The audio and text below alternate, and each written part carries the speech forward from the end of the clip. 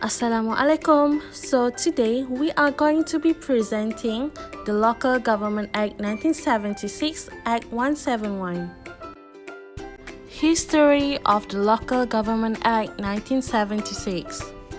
So, Local Government Act has started when it was passed in 1976. With this, it has abolished 3 elected city or municipal councils, 7 elected or partially elected district councils, 37 unelected town or rural boards, and 289 elected local councils for the new villages. This happened when local government elections were suspended in 1965 and replaced them with a uniform system of city or municipal councils and district councils. Under this act, as we have already known, local councillors were no longer elected but appointed by the state government. Moving to the next slide, Objectives of Local Government Act 1976. Here are the objectives of the Local Government Act 1976. This act was enacted to revise and consolidate the laws relating to local government.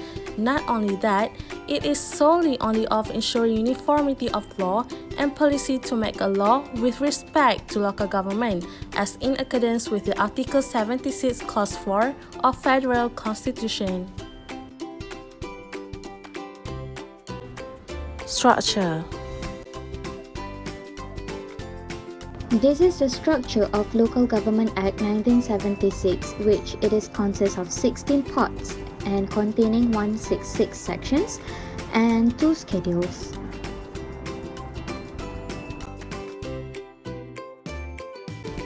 Jurisdiction. So we'll move to the jurisdiction of this act, and the first thing is the general rule in this act is that this act is deemed to be a federal laws rather than state laws and have a primacy over any state law when there's conflict. So in part 12, specifically in section 101, it has been stated the power of the local authority, which what they can do, and which is in any of the following below, such as they can do the maintenance of township, roads, street lights and drains, and even they have the power over the collection and disposal of solid waste, and as little as trimming of trees and grass cutting, landscaping and beautification, licensing of hawkers and businesses, and even control of building plans and advertisement, as they can do for the purpose of tourism and vector control, and even they can establish or they can construct any public recreation facilities such as fields, swimming pools or gyms and gardens, and they have the power on public housing, market and public toilets to make people pay for public toilets and crematorium, rest houses, car parks and enforcement. For the example of enforcement by the local authority has been stated in section 76 on the destruction of rats and mice.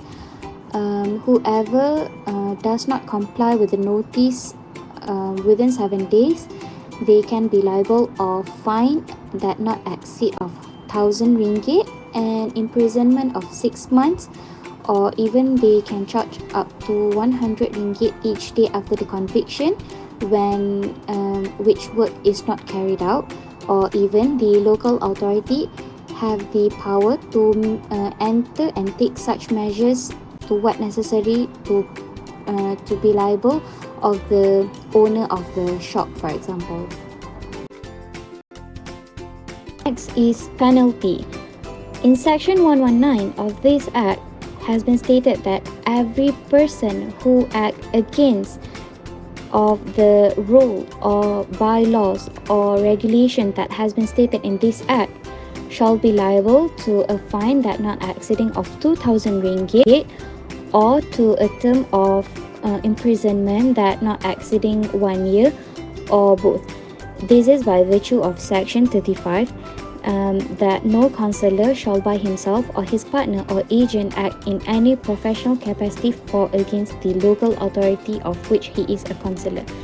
This is because local authority may act according to this particular act, according to the regulation that has been stated in this act.